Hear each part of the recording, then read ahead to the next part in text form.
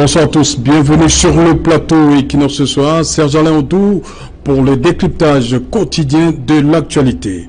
Ça ne va pas, ça aurait pu être ainsi les derniers mots de Félix-Antoine Tshisekedi Tshilombo cet après-midi lors de la cérémonie de prestation de serment et de passation de pouvoir entre les 4e et 5e présidents du Congo belge indépendant. Plus de peur que de mal, le successeur de Joseph Kabila Kabange, au bout d'une dizaine de minutes, se remettra de son malaise avec en prime ce bout de phrase. Comprenez mon émotion. Véritable clin d'œil au maréchal Mobutu Sese Seko Kukubendu Wazabanga, qui le 24 avril 1990, à la cité de Lansele, annonçait la fin du multipartisme et l'ouverture démocratique. Félix Tshisekedi Tshilombo a donc été investi cette mi-journée comme le 5e président congolais. Première transition pacifique et civilisée, comme il se dit là-bas en RDC, entre un président élu sortant et un président élu entrant. Après Joseph Kasavubu, Joseph Désiré Mobutu, Laurent Désiré Kabila et Joseph Kabila, Laurent Désiré Kabila, l'objectif d'Étienne Tshisekedi qui n'a pas pu être atteint, c'est-à-dire accéder au trône, aujourd'hui son fils l'a fait. Quelques années après, Félix-Antoine Tshisekedi a donc salué cette journée qu'il a qualifiée d'historique. Pour lui, il faut construire dorénavant un Congo fort, tourné vers le développement dans la paix et la sécurité. Alternance pacifique en République démocratique du Congo. Quels enseignements, madame, monsieur, c'est donc le fait du jour.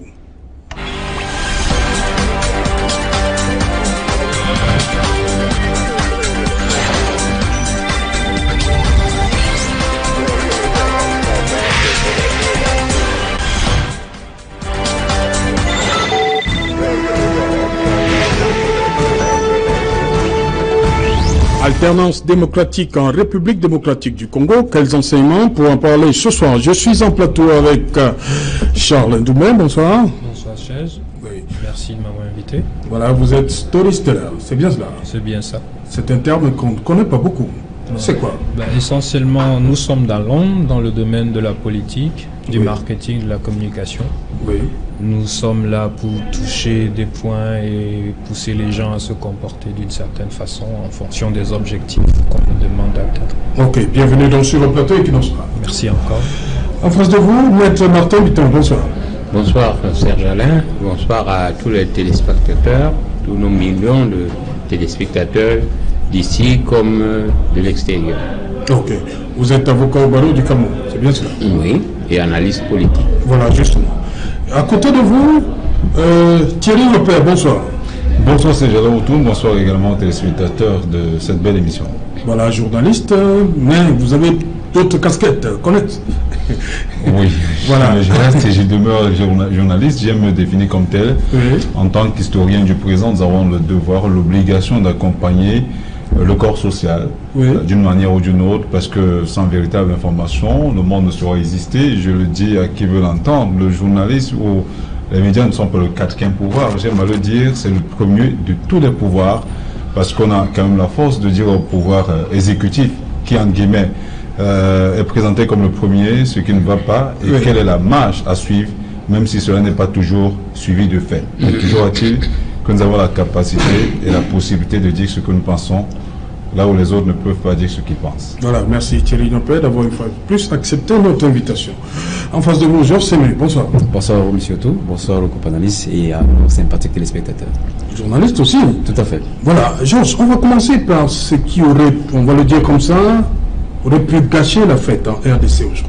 C'est juste ce léger malaise. Oui. Ah, vous dites léger? Oui, c'est un léger malaise qui a entaché un tout petit peu cette cérémonie de prestation de serment. Heureusement que l'État de la RDC avait pris toutes les dispositions pour permettre que la fête ne soit pas entachée de ce type d'imprévu. C'était un imprévu, oui, parce qu'on s'attendait à un discours de prise de fonction, oui, mais il y a eu ce malaise qui a été qualifié par le principal auteur d'émotion. Oui. Alors, je crois que en attendant qu'on nous fasse un bulletin de santé concret sur l'état physique de M. Tshisekedi, on considère que c'est un malaise. Mais je pense quand même que ça a jeté une petite tâche sur ce qui devait être considéré comme une première, un discours historique, mais comme un événement également. Mais je pense que l'essentiel a été sauf parce que après ce malaise, il a été réanimé, il est revenu, il a poursuivi son discours et il a délivré l'essentiel de ce message que les Congolais attendaient et que la communauté internationale attendait également. Donc je pense qu'il ne faut pas s'attarder sur ce fait, même si c'est quand même un fait assez important sur l'état physique d'un homme d'État, un homme politique qui entame une législature, une première législature en tant que président de la République. Mais je pense qu'avec l'essentiel de son discours qui a été délivré, nous les journalistes, on s'attarderait plutôt sur ce discours, l'esprit du discours qu'il a délivré, que sur le malaise, bien évidemment, dont il a été frappé. Oui, on va sortir par là avec Thierry Nopin. Ceux qui ont suivi les commentaires de confrères de la radio-télévision nationale congolaise, l'un d'eux a dit que c'était sûrement un coup de fatigue, parce que depuis qu'il a été proclamé élu, Joseph Félix Tshisekedi, il a beaucoup consulté et il a beaucoup reçu. Mais ça se comprend. C'est vrai, ça se comprend. Georges l'a dit, je reste sur le fait que l'on a parlé de malaise. Oui. Moi, je parlais même tout à l'heure de flottement. Il y a 20 minutes qui se sont, presque 20 minutes qui se sont écoulées. Il est revenu et il a parlé d'émotion. On peut le comprendre. Oui. Mais en même temps, je vous rappelle qu'il fait très chaud en RDC à l'heure où nous parlons. Et vous avez parlé tout à l'heure des consultations qu'il a eu à mener depuis qu'il a été élu président, avant son investiture. Au-delà de ces consultations, il y a également eu une très longue période électorale, parce que j'aimerais voir la période électorale en des jours où le processus électoral est annoncé, mais en réalité, l'élection ne se prépare ou ne se fait pas, ou une campagne électorale ne se tient pas sur 1 ou 2 semaines que l'on voit là, mais il y a beaucoup de travail derrière, parce que, oui, en 1 mois, au début, elle est assez lente, mais vous avez vu vers la fin, c'était une campagne assez rude, où il y avait beaucoup de pics entre Fayulu et Tshisekedi. C'était pas une campagne de tout repos, donc on peut comprendre ce qui est arrivé, mais comprenez en même temps que tout portait à croire avant cette élection, avant même le choix des candidats, que Félix Tshisekedi ne serait pas candidat. Vous avez vu ce qui s'est passé à Genève, où il a fait cause au terme d'une élection interne pour Fayulu avant de revenir avec la réaction de son parti politique, notamment du secrétaire général et des autres militants. Donc on peut comprendre ce qui s'est passé. Il y a eu beaucoup d'émotions. Son père, je crois que s'il vivait encore, aurait été à sa place à l'heure où nous parlons. Donc quelle belle leçon que de remplacer son père aujourd'hui, qui n'est pas de ce monde. Ok, Charles, vous comprenez ce qui est arrivé à Tshisekedi, c'est un humain. Effectivement, c'est un humain. Et moi, en fait, ce que moi j'aimerais qu'on retienne, c'est que la fête était très belle. Oui. Nous avons vu le public congolais qui était là massivement. Oui.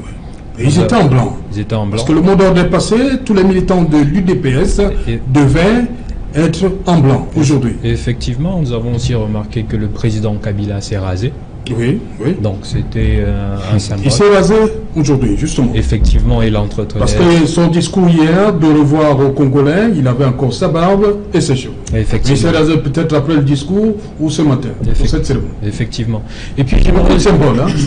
Beaucoup. J'aimerais aussi dire, on a l'habitude des fois de présenter les images, les présidents comme des êtres surhumains. Oui. C'est un homme. Oui. Il peut être fatigué. C'est pas parce qu'il est fatigué qu'essentiellement il peut pas être apte à faire ce travail. Et la fête était très belle. Et moi, je dirais, au cinéma, par exemple, on aime de très belles histoires. C'est-à-dire, il n'y a aucune histoire sans intrigue. Si vous regardez quelque chose qui n'a pas d'intrigue, et puis après une belle fin, on va dire, à la fin, on aura un goût amer. Mais tout s'est bien passé, tous les Congolais étaient joyeux, et je pense que... Pas tous. Hein. Bon, qu'on va dire tous. Ce qu'on a vu, c'est que les Congolais étaient joyeux. Et je pense en fait qu'on devrait être joyeux pour le Congo. Parce qu'il revient de très loin. Oui. Ça pouvait être nous, mais c'est eux, et je pense que c'est quelque chose essentiellement qu'on doit pouvoir retenir. Des frères qui ont accepté de parler et qui nous ont donné des pistes pour nous faire croire qu'ils veulent travailler ensemble pour un nouveau Congo. Et je pense que c'est la meilleure chose, la meilleure image qu'on devait retenir aujourd'hui. Mais ils n'étaient pas tous là. Hein. On va d'abord rester. Il dit que la fête était belle. Hein. Les Congolais, on les a même vu à un moment forcer le portail du palais pour assister à cet événement. Oui, Serge Alain, je crois que c'est un jour historique pour le Congo. Vous savez, ce pays, c'est un pays de symboles. Un peu comme le Cameroun, hein, il y a des similitudes. Si on fait un retour en arrière dans l'histoire, nous verrons que c'est le pays des panafricains, Lumumba notamment, et un grand Africain qui a montré qu'il pouvait être un homme politique accompli sur tous les plans. Bon, sauf que il n'a pas considéré, n'est-ce pas, son temps avec les colons qui en avaient après les Africains et qui ne voulaient pas lâcher prise. Bon, vous voyez qu'au Cameroun, c'était à peu près la même chose avec Oumyobé. Et finalement, le Cameroun a été l'un des pays où il n'y a pas eu de coup d'État.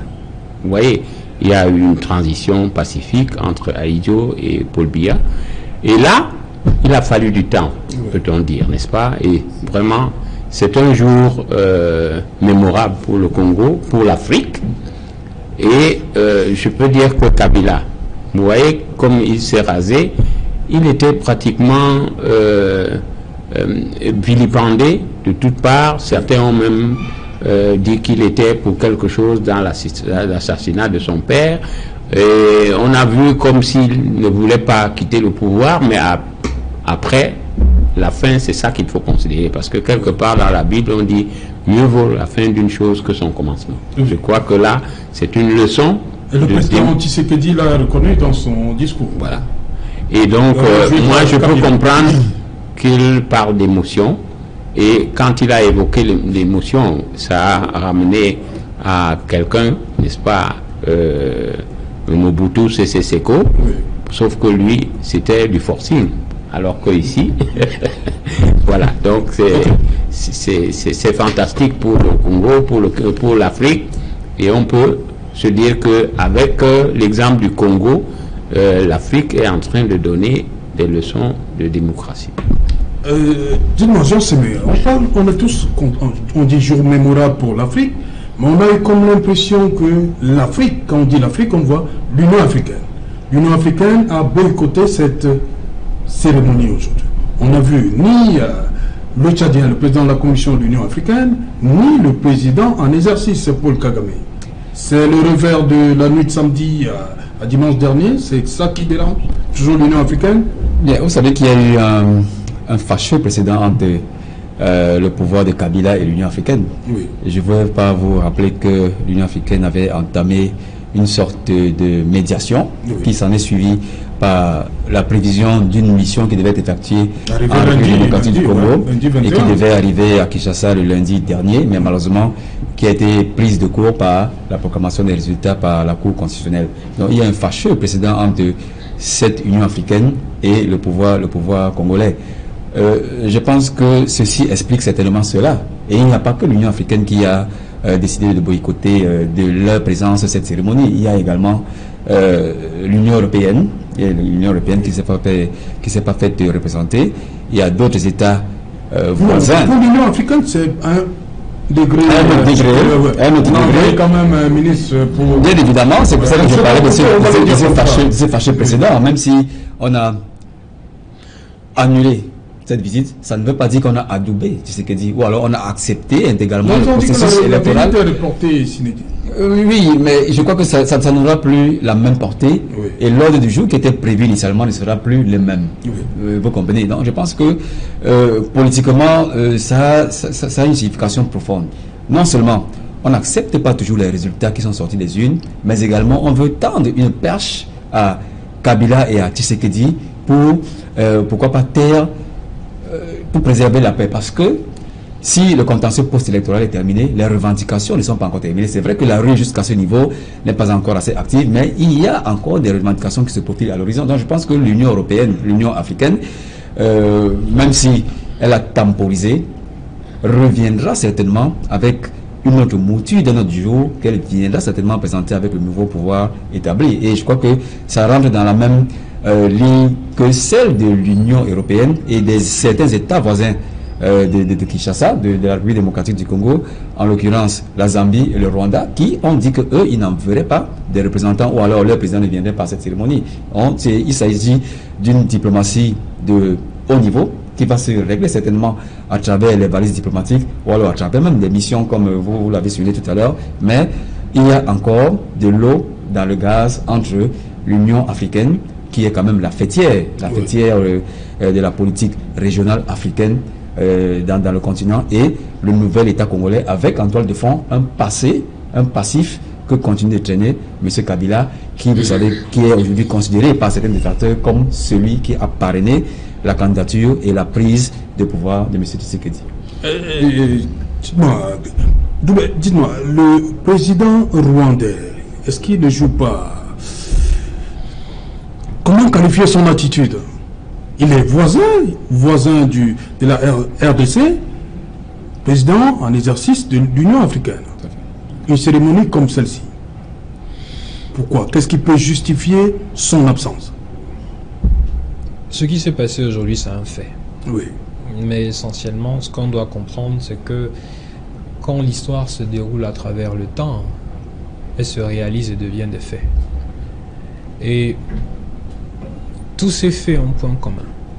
Il y a plein de points convergents, divergents, mais essentiellement, si on veut, la présence du président rwandais ou bien la non-participation des autres est tout à fait normale. Le Congo veut se... Seul le président kenyan était là. Au degré nouveau. Même le voisin de l'autre côté de la rive du Congo n'est pas venu. Sassou Nguesso n'était pas là. Oui. Vous savez, à un moment, il faut comprendre que les enfants du Congo veulent vouloir construire leur histoire. Nous savons bien quelle est la relation qui existe entre le Congo, M. Kagame, et certains vont dire que c'est un proxy des États-Unis et avec toutes les visées sur les richesses du Congo. Maintenant, si les enfants du Congo, certains enfants du Congo, décident de s'allier comme des frères et puis de penser au devenir de leur pays en ne ménageant pas les intérêts des autres, c'est tout à fait normal que ce genre de situation arrive. Et on n'a pas besoin de s'alarmer, mais au contraire, il faudrait qu'on apprenne à s'habituer à ce genre de choses. Parce que pour qu'on puisse vraiment changer certaines choses, il faudrait des personnes assez courageuses pour pouvoir prendre de telles initiatives, mais essentiellement dans le bon sens et pour le bien-être de leur population. Okay. Qu'est-ce que M. Kagame apporte de bien aux Congolais? Moi, si M. Kagame était là, je ne sais pas demander aux Congolais. Est-ce que les Congolais se plaignent du fait que le président du Rwanda, même s'il était le président de l'Union africaine actuelle, n'était pas? Il faut demander aux Congolais. Mais je suis sûr essentiellement que pour eux, cette présence n'a pas changé beaucoup de choses. Okay. Et je pense cette absence n'a pas changé beaucoup de choses. Oui. Et il faut s'attendre à ça. N'attendez jamais le moment où vous décidez de penser à votre vie, qu'essentiellement tout le monde va venir courir là pour vous applaudir. Non, c'est des choses qu'on voit tous les jours, on devrait s'y habituer. Et je pense que les commentaires que nous faisons autour de ce genre de choses, des fois ils sont déplorables. Okay. Pourquoi? Parce que c'est un peuple qui a souffert et c'est un peuple qui a droit. Vous croyez que c'est fini? À l'est du Congo, c'est pas fini. Hein? C'est un choix qui va dépendre de plusieurs choses. Oui. On en parle tout à l'heure, l'est du Congo. D'accord. Thierry Mopé, la mission qui devait arriver à Kinshasa avec le lundi dernier avait un agenda bien clair, hein? C'est-à-dire arrêter, ils ont demandé de ne pas proclamer, et ils pensaient plutôt qu'il fallait reprendre le processus électoral. Voilà, reprendre en intégrant ce qui avait été banni, on va le dire comme ça, qui avait été exclu de cette... c'est tout ça qui ne plaît jusqu'à aujourd'hui pas à Paul Kagame et l'Union africaine.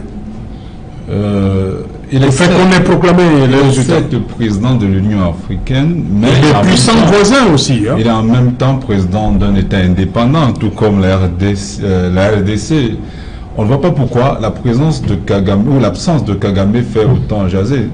Il avait un agenda caché. On l'a présenté tout à l'heure comme étant l'un des proxys des puissances coloniales étrangères. Je vous rappelle, si vous vous rappelez ce qui s'est passé hier, ou l'une des phrases qui a retenu mon attention, la phrase de Kabila à l'adresse de la nation, c'est que la souveraineté nationale, l'indépendance de notre pays et la dignité de notre peuple n'ont pas de prix.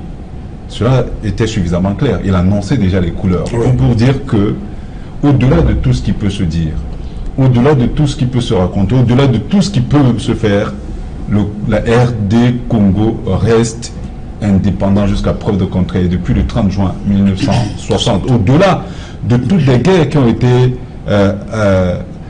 montées de toutes pièces, au-delà de toutes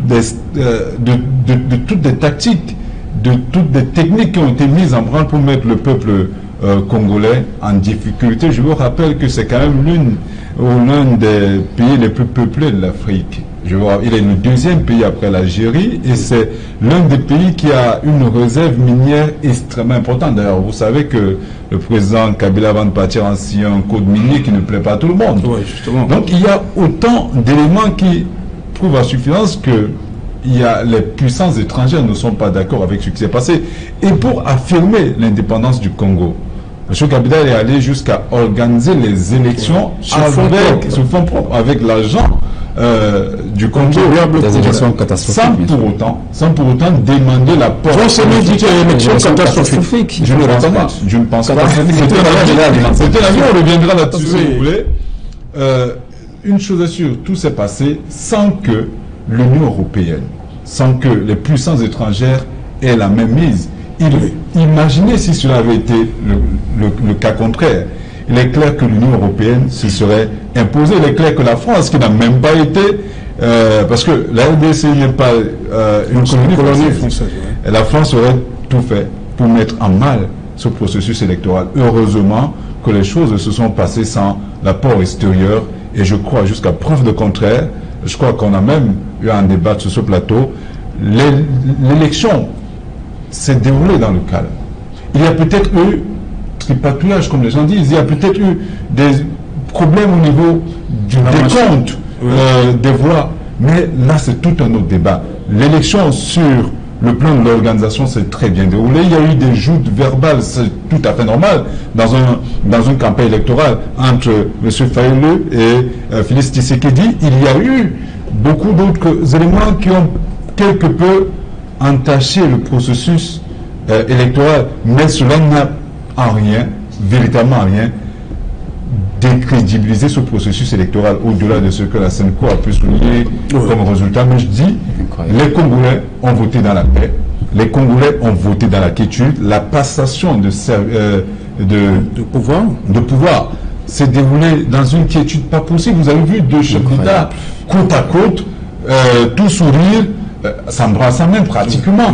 Vous avez vu Kabila en termes de symbole tout à l'heure totalement se raser comme pour dire je me suis débarrassé de tout ce qu'on pouvait me mettre dessus. Il ne s'est pas présenté pour un troisième mandat alors que tout le monde avait laissé croire qu'il se présenterait, qu'il passerait en force même si le peuple descendait dans la rue. Tel n'a pas été le cas. Il n'a pas toujours été un ange. Il n'a pas toujours été très bon en 18 ans de la gestion du pouvoir, mais il faut au moins le reconnaître. L'avocat disait tout à l'heure, mieux vaut la fin que le début d'une chose. Ok, on va justement enchaîner avec l'avocat. Un autre absent de taille aujourd'hui, c'était le candidat malheureux. On a quand même vu Emmanuel Shadari, il était là, il est arrivé, mais le second, Martin Fayulu, C'est pas là. Ça veut dire quoi? C'est dommage. C'est vraiment dommage. Oui, c'est dommage. Parce que, voyez-vous, nous sommes en Afrique. Et en Afrique, on met en exergue l'arbre à palabre. C'est-à-dire que on peut s'étriper, on peut s'opposer, on peut bagarrer, on peut même s'entretuer, mais on se réunit autour de l'arbre à palabre pour faire la paix. Et je crois que ça va arriver. Mais c'est dommage parce que, comme je l'ai toujours dit, la politique devrait être comme le sport, c'est-à-dire avec un fair play. Oui. Aujourd'hui, vous avez été plus fort que moi, je vais me préparer et puis dès que je serai en forme, moi aussi je vais renverser la vapeur. C'est dommage que ce soit pris comme si c'était une guerre. C'est pas une guerre, c'est une adversité. Mais il s'appuie sur le fait qu'il dit qu'il a gagné avec 61%. Bon, vous savez... sans peut-être dire que c'est lui le gagnant. Oui. Il dit qu'à l'observation de ces 40 000 représentants sur le terrain, ce n'est pas un résultat sorti par... il s'appuie sur quoi il a gagné. Ce n'est pas nouveau. Au Cameroun, vous connaissez... vous faites le parallèle avec le Cameroun? Ben oui, toujours. Comment ça? Il y en a au Cameroun, M. Cameroun n'a pas gagné, bien sûr. Oui, mais il s'est proclamé, il s'est autoproclamé gagnant. C'est pas... C'est pour dire que c'est pas une affaire... c'est courant. Oui. Hein? Mais je dis... Ça devient une habitude en Afrique? Oui. C'est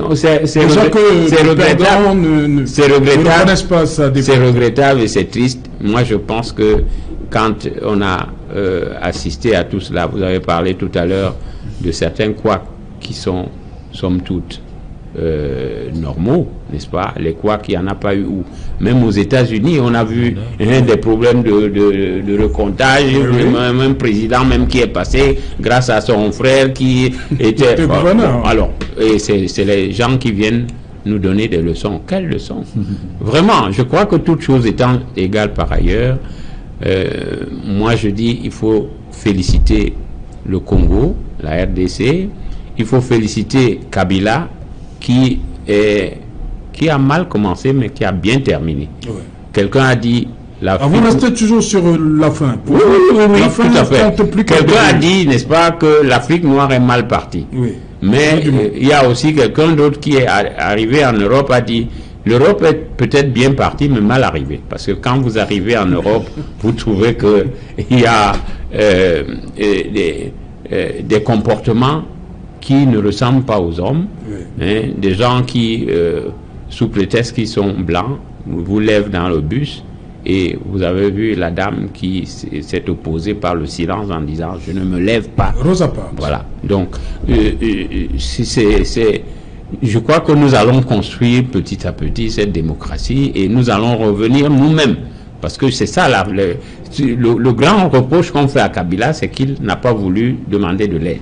Et on ne peut pas dire qu'avec les moyens qu'il avait, que ces élections s'étaient mal passées. Il y a des couacs partout. Ok. Jean Sémé, on va rester sur l'attitude de Martin Fayulu. Quelques jours avant cette journée historique d'aujourd'hui, Félix Tshisekedi a pensé, pour lui, réunir tous les Congolais à un gouvernement d'union nationale qui devait accueillir toutes les formations politiques. Une fois de plus, Martin Fayulu a dit non, moi je ne participe pas. Comment comprendre son attitude? Il reste président élu dans sa... Mais la dernière information qu'on a de l'agence France Presse, c'est que hier, il a été signé un accord de gouvernement et de partage de pouvoir entre le clan Kabila et le clan Tshisekedi et le clan Kabila. Donc, ça revient à partager le pouvoir gouvernemental, le pouvoir provincial et le sénatorial. Il y a donc une feuille de route politique qui est bien établie entre ces deux vainqueurs d'aujourd'hui. Parce qu'il ne faut pas quand même se voiler les yeux. M. Kabila a joué un rôle très essentiel par rapport à l'ascension de M. Tshisekedi. Donc, il y a eu dans cet accord. Est-ce que ce n'est pas le fait qu'il soit majoritaire à l'Assemblée qui impose ça? Non, je ne pense pas. Parce que le Premier ministre va forcément sortir. Parce que les choses paraissent plus... Vous les voyez très simplement. Oui. Vous avez raison. Mais elles sont plus complexes que ça. Plus complexes, oui. On va d'abord de... partons depuis 2001, date d'accession de Kabila au pouvoir. Le 26 janvier 2001. Bien évidemment. Alors il a passé une période de flottement où il était président de la République et les premières élections se déroulent en 2006, où il les gagne. Il rempile en 2011. Oui. Le mandat se termine en 2016 et M. Kabila ne veut plus quitter le pouvoir. Il veut s'accrocher à ce pouvoir et il a fallu l'intervention de l'Église catholique pour le faire signer au forceps, à signer les accords de la Saint-Sylvestre, qui ne voulait d'ailleurs pas. Il les a signés et il ne les a pas respectés par la suite. Donc, il y a eu donc ce jeu de cache-cache politique bien manœuvré par M. Kabila parce qu'il ne voulait pas quitter ce pouvoir. Et sur la pression de la rue, avec la pression de la communauté internationale, il était obligé d'accepter les termes des accords de la Saint-Sylvestre qu'il n'a même pas respectés. Parce qu'il y avait certains accords qu'il fallait mettre sur pied avant d'aller aux élections. Il ne les a pas mis sur pied, mais quand même la classe politique congolaise... Parce qu'il était sûr que son poulain allait remporter? Non, à ce moment, pas encore. Oui. À ce moment, pas encore. Il avait sa carte certainement à jouer, mais la classe politique congolaise, qu'elle soit de l'opposition de la majorité, a quand même accepté aller dans ces conditions à l'élection présidentielle. Et elle était prévue à une certaine époque, elle s'est finalement déroulée en décembre. L'autre facette du petit jeu de M. Kabila, c'est au moment de l'enrôlement. L'enrôlement en République démocratique du Congo n'a pas été intégral. Il y a certaines zones où l'enrôlement n'a pas été effectué, surtout les zones où il y avait des conflits. Oui. C'est tout à fait normal parce que effectuer l'enrôlement dans de telles conditions, ce n'est pas possible. Mais c'était une carte politique en faveur de M. Kabila parce qu'il aurait pu bien déployer les équipes d'enrôlement là-bas et on en serait sorti avec quelques résultats. Mais il a décidé de ne pas envoyer des personnes pour enrôler les électeurs dans ces zones. Il y a eu également une polémique qui portait sur les 10 millions de cartes électorales qui n'avaient pas de signature. Et l'opposition congolaise a crié à corps et à cri en demandant à M. Kabila de tenir compte de ces 10 millions de cartes d'électeurs qui devaient servir à Kabila au moment opportun. Et cette revendication de l'opposition n'a pas été prise en compte. Je note également cette affaire qui a défrayé la chronique, la machine à voter qui venait d'Afrique du Sud et qui a été fortement décriée, et même par le président actuel, M. Tshisekedi, qui ne voulait pas de cette machine à voter, mais qui à un certain moment a retourné sa veste en disant qu'il était favorable à cette machine à voter. Je ne vais pas revenir sur les trois régions. Bien sûr. Ces trois régions qui ont été écartées du vote, Beni, Bitembo et Yumbi, qui sont les zones favorables à Fayulu? On parle de 1 500 000 électeurs. Oui. Je ne vais pas revenir sur cette alliance entre Vital Kamerhe, qui était directeur de campagne de M. Kabila en 2006, qui, on ne sait pas quel miracle, est devenu allié à M. Tshisekedi. Donc, tout est tellement bien ficelé par la Kabylie. Même au Cameroun, il y a des gens... Non, les choses sont tellement claires. Il y a un journaliste en face de moi, il y a un journaliste en face de moi qui connaît ces faits, mais qui semble royalement les oublier, et pourtant ce sont des faits. Oui. En journalisme, on parle des faits. Justement.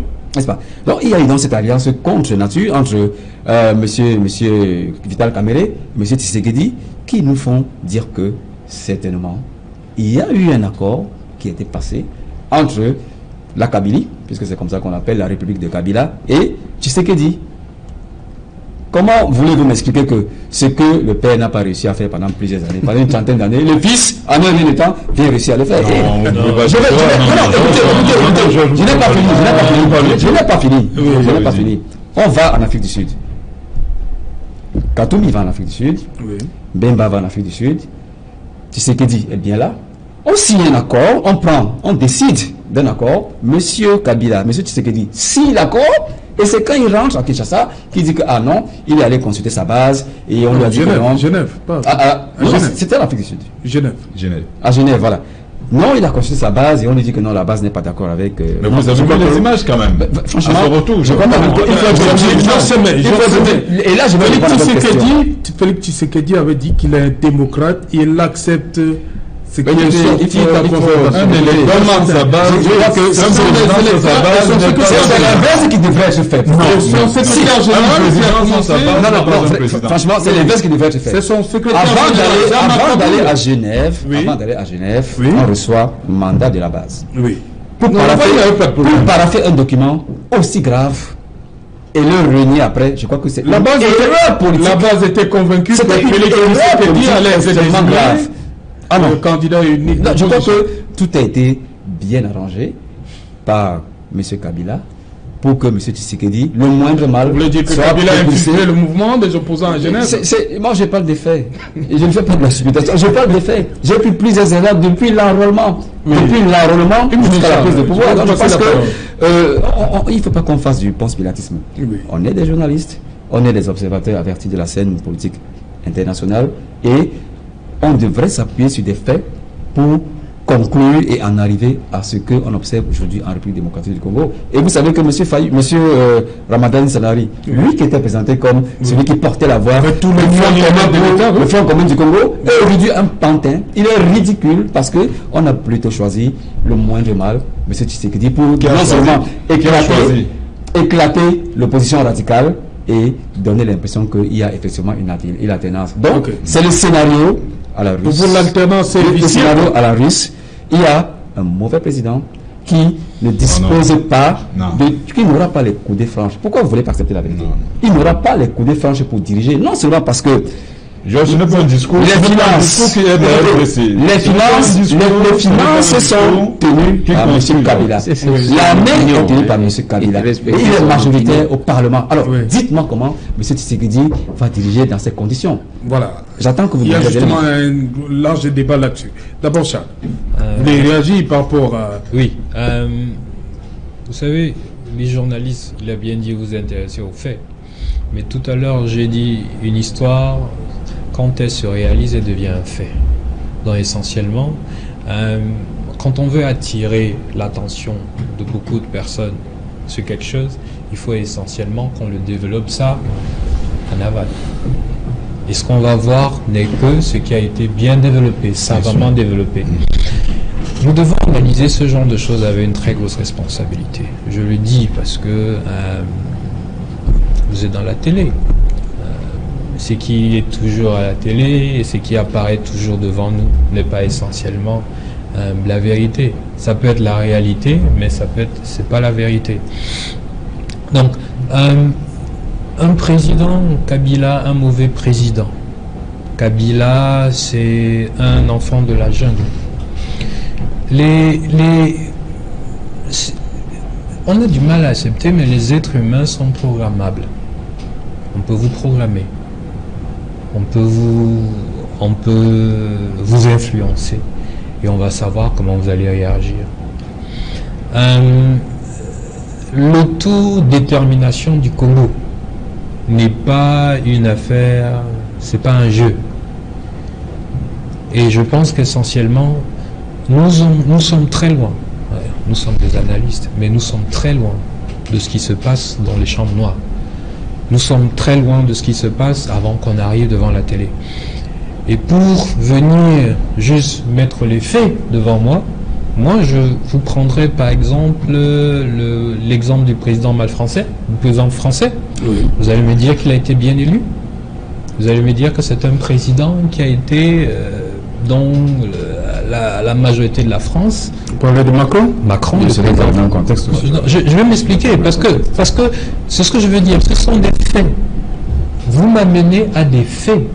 Mais maintenant, ces faits, on les construit. Et ils se réalisent. Et maintenant, si vous voulez juste analyser quelque chose sur la base des faits, moi, je vais vous demander d'être responsable. Parce que la répétition devient très grave. Nous sommes dans une situation où certains faits, nous devons les analyser avec beaucoup de responsabilité. Le bon sens, nous devons l'avoir. Le bien-être des Congolais, nous devons l'avoir. Donc, dans notre analyse, ce qui est important, ce qui est bien pour les Congolais, c'est ce que nous devons répéter. Pourquoi? Parce que je vais aller à... Je sais qu'il y a un de vos invités qui va des fois... qui prend à sa Bible. Oui, je vais prendre Jean. Je me demande si c'est vraiment Jean, parce qu'à ce moment-là, je ne sais pas si le J, il y avait J. Mais qui dit au commencement était la parole était avec nous, et la parole était Dieu. Au Rwanda, ils ont fait des génocides en appelant les gens à la révolte. Ils ont construit un langage, ils ont monté les histoires. Ce que nous disons, ce que nous transmettons, moi je pense qu'à un niveau, nous devons nous poser des questions. Quels sont ces faits? Comment ils ont été construits? Comment est-ce que le président Kabila arrive au pouvoir? Dans quelles conditions? Pourquoi est-ce qu'on va toujours penser qu'un Africain qui essaie de se maintenir, au pouvoir est essentiellement un dictateur? Qu'est-ce que ça veut dire dictateur? Je voudrais pas dire que je veux pas cautionner ce qui s'est passé, mais on est allé à La Haye dernièrement. Il y a pourquoi les pays africains vont à La Haye? Vous pensez qu'on n'a pas de faits? Il n'y a pas de faits qui peuvent incriminer tous ces présidents américains ou qui n'aillent pas à La Haye? Donc, je voudrais juste, en fait, beaucoup de responsabilités et qu'on comprenne. Les histoires, on les montre. Et le gagnant, c'est lui qui maîtrise les médias, c'est lui qui a les intellectuels, c'est lui qui sait là où il va appuyer, c'est lui qui sait là où il va générer l'émotion. Essentiellement, les intellectuels après reprennent ça et nous font l'accepter. Ça devient la leçon et la vérité de tous les jours. On peut frauder comme on veut. C'est la fin qui justifie les moyens. Thierry Mopé, Jean-Sémé parlait tout à l'heure il se demande, et nous avec, est-ce que Tshisekedi aura véritablement les coups de France?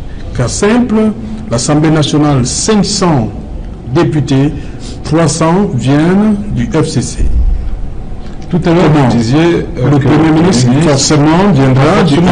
Pas forcément. Il viendra d'où? On va le choisir parmi les 40. Effectivement, il peut être choisi parmi les gens qui constituent l'essentiel justement de cette fine crème de la politique congolaise. Oui. Et il y a un débat même d'intellectuels autour.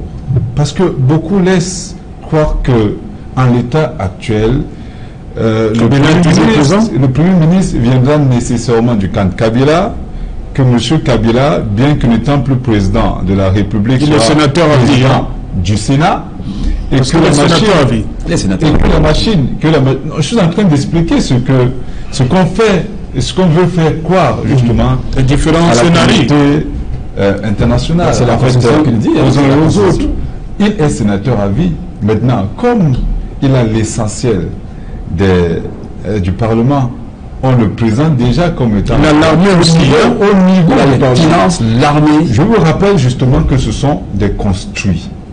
Qu'on peut déconstruire une histoire. C'est pas vrai. Georges, son opinion. Je crois que Georges a... Allez-y, Thierry, allez-y. Démontrer effectivement que le président Kabila est un dictateur. Que le président Kabila est quelqu'un qui a tout orchestré pour se maintenir au pouvoir, en fait, du moins comme à la russe. C'est-à-dire, il part, mais il continue. Ce n'est pas votre avis, Thierry? Je ne pense pas. Et il vous l'a dit, il va se consacrer à ses activités champêtres. Ah oui, il pourra effectivement revenir à la scène si le président est élu, le consul, s'il a besoin de ce qu'il a dit hier, dans son conseil. Il est disposé à le faire. Pourquoi on ne peut pas le croire? La nation on peut le croire. Il a mis la nation. Pourquoi devons-nous le croire quand il s'agit des autres? Quand ça vient d'ailleurs, quand ça vient de l'Occident, c'est propre, c'est parfait. Regardez ce qui se passe en France avec l'affaire des Gilets jaunes. Si c'était en Afrique, je vous assure que l'Occident, notamment la France, serait monté au créneau sur ces grands chevaux pour demander que le président démocratiquement élu laisse le pouvoir pour céder la place, je ne sais pas, à un opposant qui se présenterait ou celui qui aurait le vent en poupe. Je vous rappelle que M. Kagame, qui est aujourd'hui subitement grand démocrate, a modifié la Constitution, alors que la Constitution ne le permettait pas de se représenter. Il fait arrêter les opposants. Dans son pays, personne n'en parle. Et il gagne des espaces politiques. Aux États-Unis, il est aimé par la communauté internationale. L'Union africaine ne dit mot. Voyez ce qui s'est passé à la CPI. Laurent Gbagbo, libéré, en fait acquitté, et on demande sa libération immédiate. Le procureur général monte au créneau, on bloque tout. Il est obligé de rester en prison et la communauté, en fait, et l'Union africaine ne dit mot. Les autres chefs d'État sont tranquilles. Les autres chefs d'État africains sont tranquilles. Je vous rappelle que vous croyez que ce sont les Africains qui commettent les génocides. Quand on accuse Gbagbo de génocide, qu'est-ce que la communauté, qu'est-ce que l'Union africaine a fait? Rien du tout. Non, je continue à croire qu'on peut monter des faits, on peut faire un enchevêtrement d'éléments pour démontrer aux uns et aux autres que la vérité est de ce côté et non de l'autre. Georges a certainement fait la psychologie, il sait justement que on est capable de vous faire croire à ce qui n'est pas vrai et prendre cela comme on est content. Non, en réalité, il faudrait que l'on comprenne que le Congo sort de très loin. La RDC Congo sort de très loin. C'est un pays qui a été fragilisé par plusieurs guerres. C'est le deuxième plus grand pays en Afrique, je l'ai dit tout à l'heure, avec un PIB formidable. Donc, ce qui démontre en fait que Kabila n'a pas fait que du mauvais travail. Il a trouvé un pays à lambeaux. Il a trouvé un pays empêtré dans des guerres. Il a fait des efforts de le relever à son niveau. Il a dit aux Africains, il a dit aux Congolais et aux autres Africains que le peuple, la souveraineté d'un peuple, le bien-être d'un pays et des populations n'a pas de prix. Il faudrait que l'on le comprenne. Qu'on laisse les Congolais vivre finalement en paix, que Yves Le Drian et les autres ferment leur bouche, s'occupent des affaires internes de leur pays et laissent le Congo, laissent la RDC Congo gérer ses affaires en toute impartialité. Le linge, ça on a l'habitude de le dire, se lave en famille. Ouais, M. Bitton, pour sortir, est-ce qu'il aura véritablement les coups de France, Tshisekedi? Oui, je crois que certains ont prêté à Kabila. Est-ce vrai, est-ce faux? Vous savez, les faits, comme disait mon copanéliste, les faits, on peut les manipuler. Hein. C'est ça. Ce qu'on nous montre en face, et surtout la politique, vous savez, c'est généralement l'opportunisme, c'est la ruse. On sait que la politique, c'est ça. Bon, mais je dis que vous avez... je crois que avec la proposition qu'il a faite, n'est-ce pas, de faire un gouvernement d'union nationale, il n'a pas mal calculé, parce que de l'autre côté, il y a, n'est-ce pas, c'est les autres. Voilà. Ok, on revient sur ce sujet après le journal de Cédric Noufele. Bonsoir. Bonsoir Serge Alain, bonsoir à vos invités. Voilà, le 20h, c'est dans un instant, Cédric. Qu'est-ce que vous avez préparé pour nous ce soir, Cédric? Vous suivrez la première déclaration du président Félix Tshisekedi, investi ce jeudi, jour historique en République démocratique du Congo. Et pour cet événement, sur les 17 chefs d'État attendus, un seul a fait le déplacement pour entendre l'engagement que compte prendre Félix Tshisekedi afin de construire un Congo réconcilié, a-t-il déclaré. Nous en parlerons dans un instant. Nous évoquerons aussi cette escalade diplomatique entre la France et l'Italie concernant le franc CFA. Vous suivrez des économistes qui invitent les pays d'Afrique centrale et d'Afrique de l'Ouest à saisir une opportunité en or pour redéfinir la coopération monétaire entre les pays africains de la zone franc et la France. Et nous reviendrons sur ce drame, cette hécatombe survenue à Ngaoundéré, dans la région de l'Adamawa, là où il y a eu près de 22 morts, selon un bilan officiel qui pourrait s'aggraver selon les propos du gouverneur de la région de l'Adamawa. Et vous verrez en image les seuls rescapés de cet accident survenu entre l'axe Ngaoundéré et Toubouro. Nous en parlerons dans un instant. C'est Jala. Voilà, Cédric, pour ajouter quelque chose, on a vu cette belle image du président kenyan, Uhuru Kenyatta, arrivant au lieu des cérémonies en compagnie de son opposant historique, Raila Odinga. Main dans la main. Une image qui vise à démontrer l'intérêt et l'attachement de ces dirigeants africains à cette passation de pouvoir légal vécue ce jour historique en République démocratique du Congo. Et Félix Tshisekedi, ému durant la cérémonie, il a eu un léger malaise lié au port d'un gilet pare-balles, selon les informations relayées sur plusieurs tweets des Congolais. Nous en parlerons dans un instant. C'est là. Il n'était peut-être pas encore habitué au gilet pare-balles. Dans un instant, le 20h de Cédric Noufele. Cédric Noufele, on vous le retrouve dans un instant. Quant à moi, je vous retrouve également en compagnie de nos 4 invités pour Equinox Soir. Deuxième partie, le temps du débrief. Dans un instant, madame, monsieur, la pause journal. selon les documents qui ont été brandis, et ensuite le délégué du gouvernement qui n'entend pas de cette oreille permettre à certains commerçants de pouvoir continuer à revendiquer un leadership de plus en plus contesté dans les espaces marchands de la capitale économique du Cameroun. Voilà, madame, monsieur, c'est donc l'essentiel. L'Equinox Soir, deuxième partie, le temps du débrief. Bonne soirée à vous, Cédric. Bonne soirée à vous, Serge Alain. Rendez-vous lundi 20h. Rendez-vous lundi 20h. Madame, monsieur, dans un instant, la suite Equinox Soir, toujours en compagnie de nos 4 invités.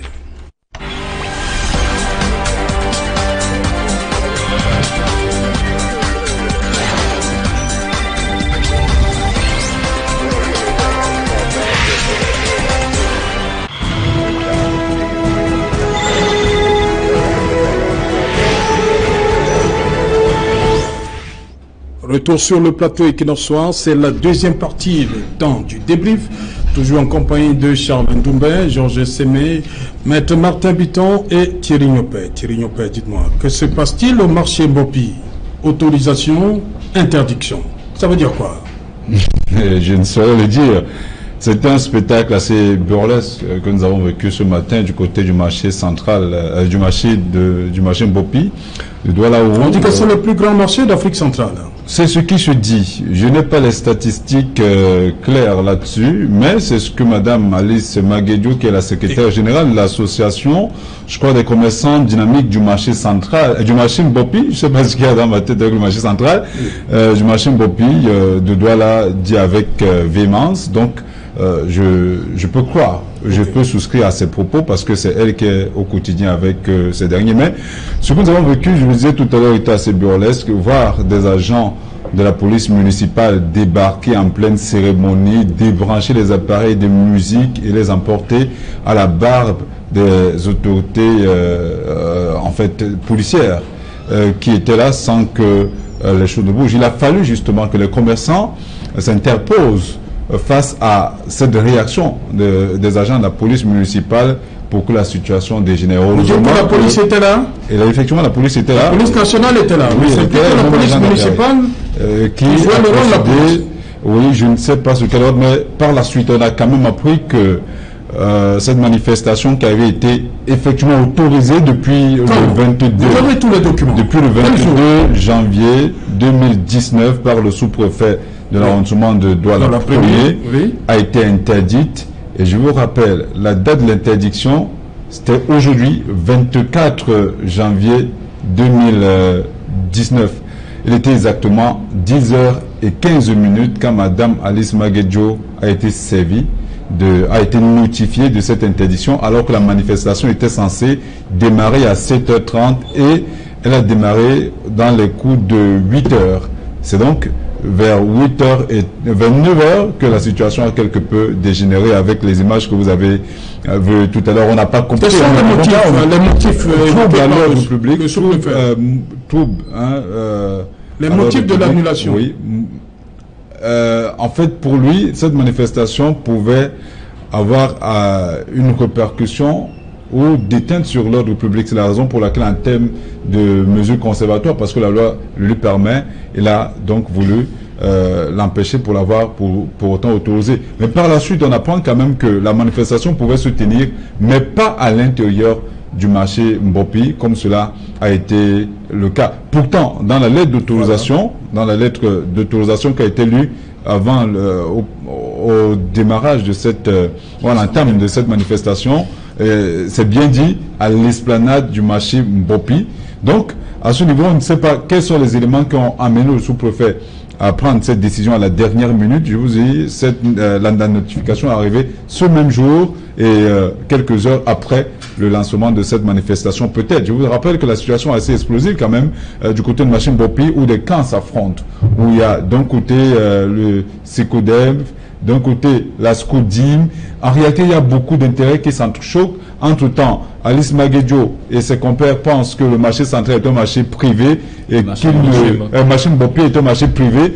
C'est une zone de recasement, qui ne dépend pas nécessairement de la communauté urbaine, mais pourtant on sait que c'est la communauté urbaine qui gère les espaces marchands de la ville de Douala. Donc, c'est un feuilleton à suivre avec beaucoup d'intérêt je suis convaincu qu'il y aura des rebondissements là-dessus. Et à l'heure où nous parlons, je crois que la communauté urbaine a envoyé des gens au marché Mbopi pour gérer un certain nombre de choses, parce qu'on parlait d'insécurité galopante, on parlait également de quelques mots qui empêchaient les commerçants de vaquer à leurs occupations de manière sereine. Savoir quand même qu'il y a des sons de cloche discordants. Même chose est sûre, un travail de terrain mérite d'être fait à ce niveau. On a déjà des déclarations, les interviews de Madame Alice Maguedjo au terme de cette interdiction. Je crois qu'on prendra également à partir de demain les avis des autres partis. Et Georges Semé, sur cette situation, autorisation, interdiction par la suite, on dit que la manifestation ne devait pas se tenir dans l'enceinte du marché. C'est ce que vous m'avez dit. Bien sûr, ça c'était un offre. Mais je crois qu'il faut clarifier tout à fait les faits entre le chevauchement de deux autorités administratives de la ville de Douala. D'abord le sous-préfet de l'arrondissement de Douala premier, qui est l'autorité régalienne, le garant de l'ordre public dans l'arrondissement de Douala premier, qui a la capacité, ou alors qui, selon ses prérogatives, peut mobiliser la police nationale et l'ordre public, mais également le délégué du gouvernement qui, à son niveau, peut mobiliser la police municipale. Sur le sous-préfet de l'arrondissement de Douala premier, bien évidemment, Thierry l'a dit, il a délivré une autorisation. L'autorisation portait pour objet la tenue d'une assemblée générale de l'ASCODIM. Et je crois qu'il a donné la date à laquelle cette autorisation a été délivrée, c'était le 24. Le 22, vous avez dit. Alors, aujourd'hui, ce matin, on s'est rendu compte que, malheureusement, il y a eu un détournement d'objet sur l'objet initial. On s'est plutôt rendu compte que l'objet qui avait été déclaré sur l'autorisation, la première autorisation, n'était pas celle qui était effectivement en train d'être respectée sur le terrain. On s'est manifestement rendu compte que, au lieu de l'Assemblée générale, c'était plutôt une sorte d'éducation des commerçants à l'impréhension, à la nouvelle loi de finances qui est en train de se tenir dans le marché Mbopi. Et il appartient donc, bien évidemment, au sous-préfet qui est le garant de la loi d'interdire cette manifestation parce qu'il y a un détournement d'objets, tout à fait. Et il a aussi expliqué tout à l'heure, il y a une sorte de conflit latent entre la coordonnatrice du marché Mbopi, qui est Mme Lodjo, et Mme Maguedjo, qui fait qu'il y aurait pu avoir un débordement sur l'ordre public ou alors un trouble à l'ordre public. Donc ce sont ces deux motifs qui ont amené le sous-préfet de l'arrondissement de Douala premier à interdire finalement cette tenue de cette assemblée générale, ou alors si vous voulez à cette impréhension de la loi de finances, la nouvelle loi de finances. Sur l'implication maintenant du délégué du gouvernement, et Thierry l'a encore relevé tout à l'heure, j'ai assisté, je crois, il y a 2 ans, lorsque Mme Lodjo prenait ses fonctions en tant que coordinatrice du marché Mbopi. Le délégué du gouvernement a dit... Vous me parlez du délégué du gouvernement? Oui, désigné par le délégué du gouvernement. Oui. Le délégué du gouvernement a dit que on ne devrait pas profiter ou alors utiliser l'espace marchand du marché Mbopi pour tenir des réunions associatives.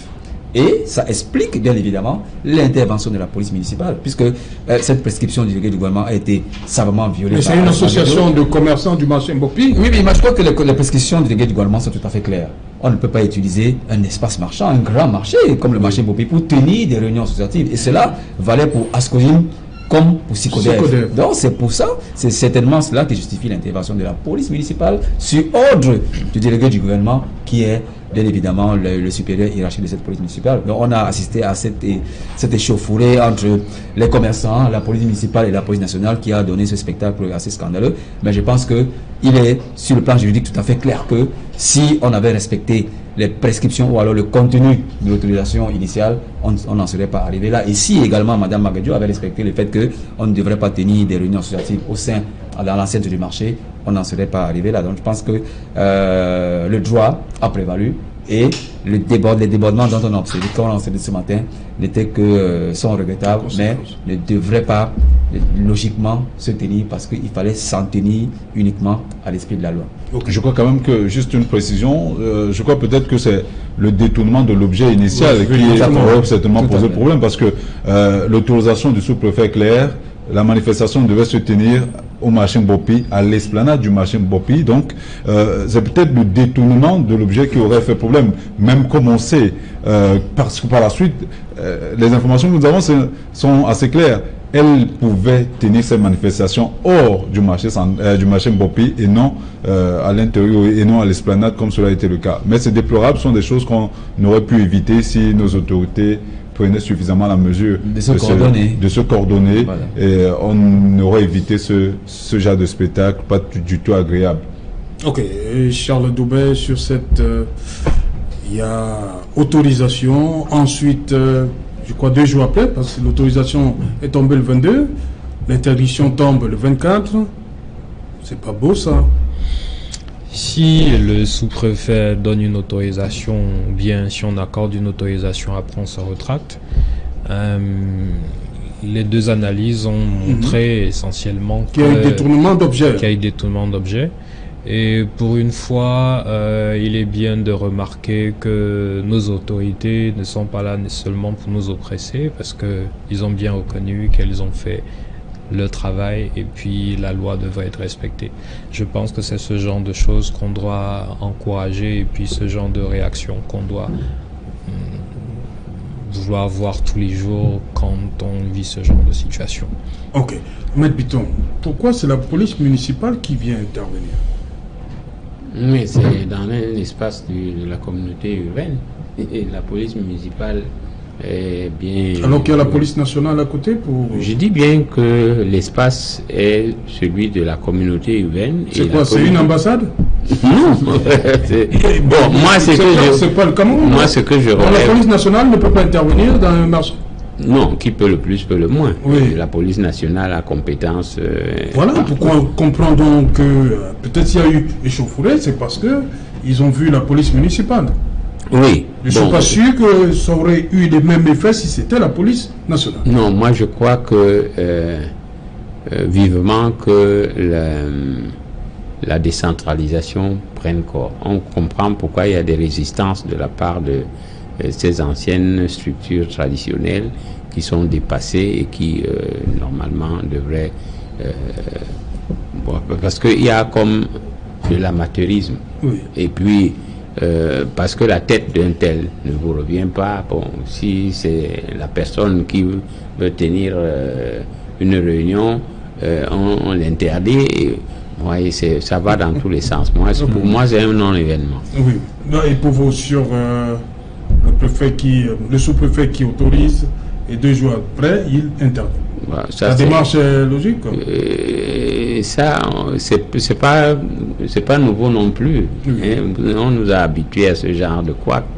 Mais vraiment, je crois que il faut mettre de l'ordre dans tout ça parce que, encore une fois, il faut faire un travail selon les intérêts ne sont pas les mêmes. Moi, je crois que on peut parler de quelque chose de plus important que... Non, c'est important parce que à l'heure où nous parlons, il y a le problème des espaces marchands qui se posent avec beaucoup d'acuité. Le marché New Daido est pratiquement dépassé, le marché central est presque dépassé. Les efforts enclenchés par, je crois, la coordination des commerçants du marché central qui a permis la libération de cette voie qui pour permettre aux gens de circuler maintenant n'a pas suffi parce qu'il faut en même temps... Vous parlez du marché New Daido. Il y a le marché New Daido, l'espace ne suffit plus. On parle de la construction de nouvelles boutiques de ce côté. Le marché central, il faut nécessairement permettre aux commerçants parce que d'autres se sont recasés, mais à cause de la pauvreté galopante, les gens ont trouvé en le commerce une sorte de moyen de repli. Donc beaucoup de personnes sont repliées de ce côté et il n'y a pas de marché, il n'y a pas d'espace pour vendre. Regardez ce qui se passe maintenant ici à Akwa. Il y a un marché chinois qui est né carrément sur la chaussée. On a de la peine à circuler. Je vous assure, il y a des fois où quand on doit passer par là... En période de fête, c'était... Au-delà de la période de fête. Au-delà de la période de fête. Donc il y a une nécessité, il y a une urgence pour les gouvernants, pour ceux qui gèrent notamment la ville de Douala, de commencer à réfléchir sur la création de nouveaux espaces marchands. Il faut recaser les commerçants, il faut permettre justement à ces gens de vaquer paisiblement à leurs occupations parce que quoi qu'on dise, c'est une activité assez importante. C'est là-bas que nous nous ravitaillons, mais quand on a de la peine parfois à se rendre au marché, on n'a même pas. C'est pour ça que les hyper et les supermarchés prennent l'ascendance de nos jours. Et il faut encourager également les compatriotes, les Camerounais, à, pourquoi pas, à écouler leurs produits et non tout donner à ces puissances, à ces multinationales qui viennent envahir le marché local. Mais lorsque vous allez voir... Vous parlez du marché?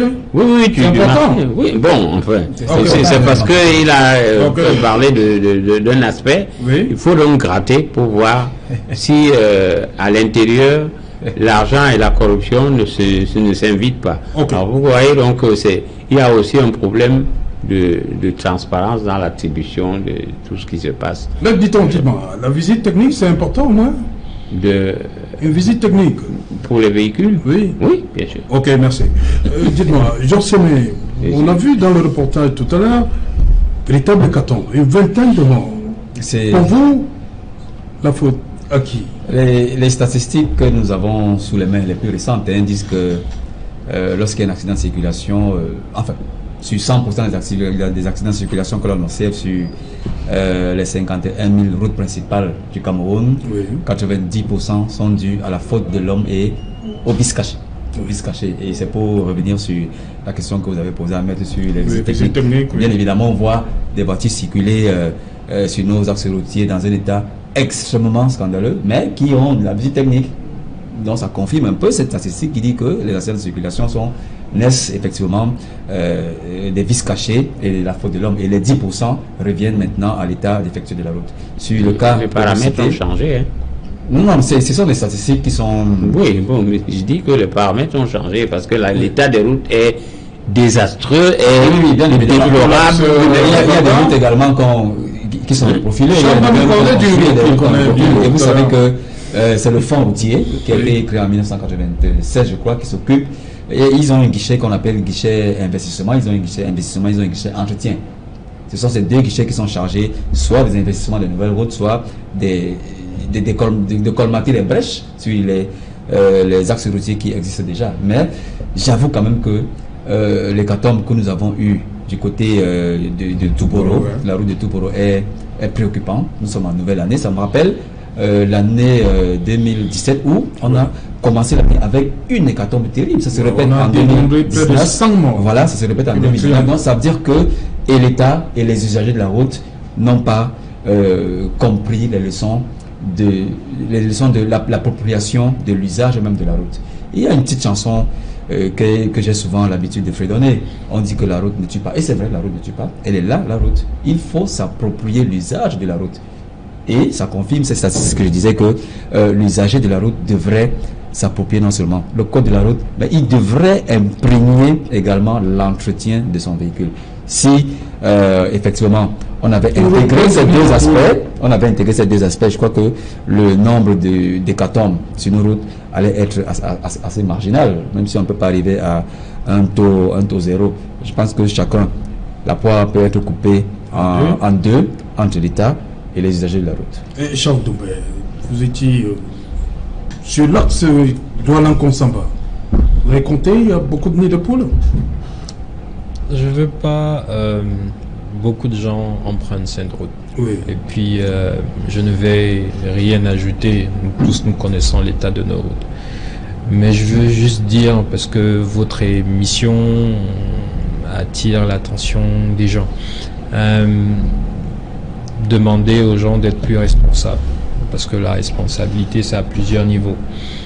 Au monsieur qui s'occupe de la visite technique, au chauffeur qui essentiellement pense que pour une raison ou pour une autre, il n'a pas besoin de visite technique, à tous ceux qui sont chargés de l'entretien de la route.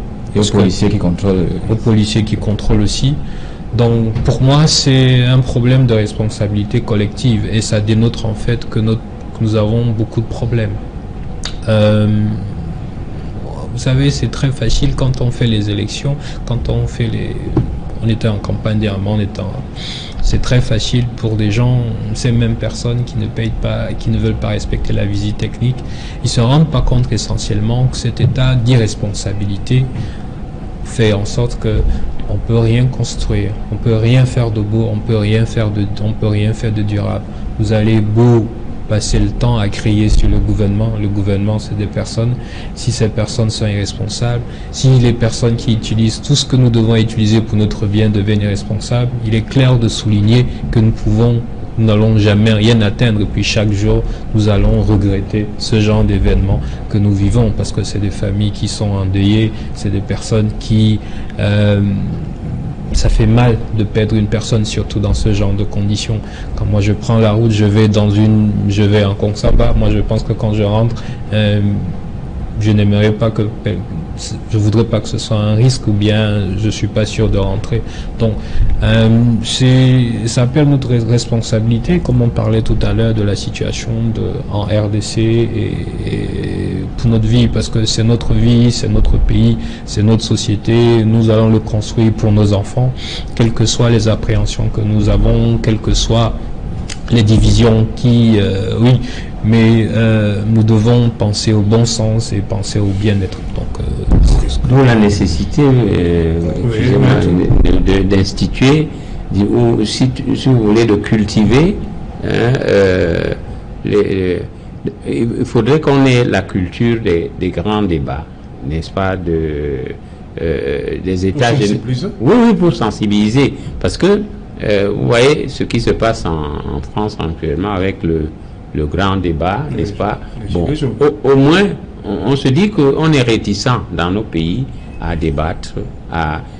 On pourrait au moins faire les grandes propositions, les grandes suggestions, mais c'est autour d'une table que ça se passe. Il y a beaucoup de gens qui ont beaucoup de choses à dire. Là-dedans, comme je disais tout à l'heure à Georges Semé, les paramètres ont changé, parce qu'il y a là-dedans la visite technique, il y a l'état des routes, il y a l'état des conducteurs. Oui, on a parlé de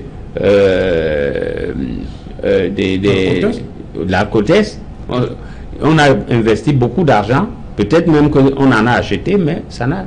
Il y a plein de radars. Il y a les radars et tout. Vous voyez tout ça. Mais on trouve toujours un moyen de contourner les radars. Oui, alors, donc c'est un désordre artistique pour ce qui concerne notre pays. Et personne ne semble s'en émouvoir. Et Thierry Nopère, on met toujours l'homme au-dessus. Hein, c'est responsable numéro 1. C'est une préoccupation collective. Il faudrait qu'on le comprenne. Hier encore, je crois, le ministère des Transports organisait à Yaoundé une conférence annuelle sur des services centraux et déconcentrés de ce ministère-là. Ils ont une fois de plus parlé de la sécurité et de la prise de responsabilité des uns et des autres. On a écouté le discours du ministre Ngaï Bibert et est revenu justement sur cette nécessité de la sensibilisation et l'implication des uns et des autres pour juguler toutes ces crises. On ne le dira jamais assez, la responsabilité est collective. Je vous rappelle qu'il y a des péages qui ont été institués de manière informelle à la BAB et au sud de tous. Cela ne dérange presque personne. Il y a des pelotons routiers qui ont été instaurés sur la base dont on ne sait pas pourquoi, de rien. On retrouve parfois des généraux. On prend parfois de l'argent aux usagers de la route, on ne sait pas où va cet argent n'entre pas directement dans le trésor public.